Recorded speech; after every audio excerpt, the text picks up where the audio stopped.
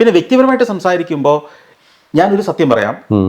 കേരളത്തിൻ്റെ പ്രതിപക്ഷ നേതാവാകട്ടെ, മുഖ്യമന്ത്രി ആവട്ടെ, ഇവിടുത്തെ മന്ത്രിമാരാവട്ടെ, BJP-യുടെ പല നേതാക്കന്മാരും ആവട്ടെ, നമ്മൾ ഇങ്ങനെ ഇരുന്ന് സംസാരിച്ചാൽ നമ്മൾ ഈ പറയുന്ന അഭിപ്രായം തന്നെയാണ് അവരുടെയും.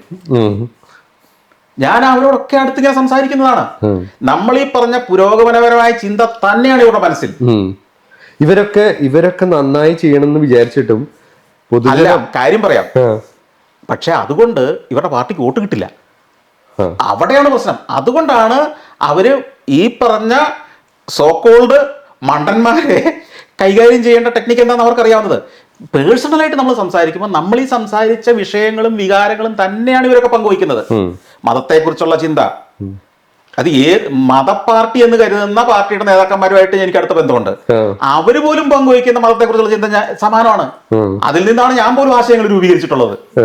അവര് പക്ഷേ അവർ രാഷ്ട്രീയത്തിലേക്ക് വരുമ്പോൾ അവരുടെ മതചിന്ത എന്ന് പറയുന്നത് സൂപ്പർലേറ്റീവ് ഡിഗ്രിയിൽ ഒരു മത തീവ്രവാദിയെ പോലെ തന്നെ അവർ വർത്താനം പറയും. പക്ഷെ അവരുടെ സത്യസന്ധമായിട്ട് അവരുടെ വ്യക്തി ജീവിതത്തിൽ അവർ നല്ല മനുഷ്യരാണ്. അവർ നമ്മൾ ചിന്തിക്കുന്ന പോലെ തന്നെ വളരെ വളരെ സമൂഹത്തിന് ഗുണകരമായ രീതിയിൽ പോകണമെന്നും ഈ ശരിയായ പോസിറ്റീവായ ശാസ്ത്രബോധത്തോടെ യുക്തിബോധത്തോടെ പോകണമെന്നും ചിന്തിച്ചവർ തന്നെയാണ്. പേരൊന്നും ഞാൻ എടുത്തു പറയുന്നില്ല.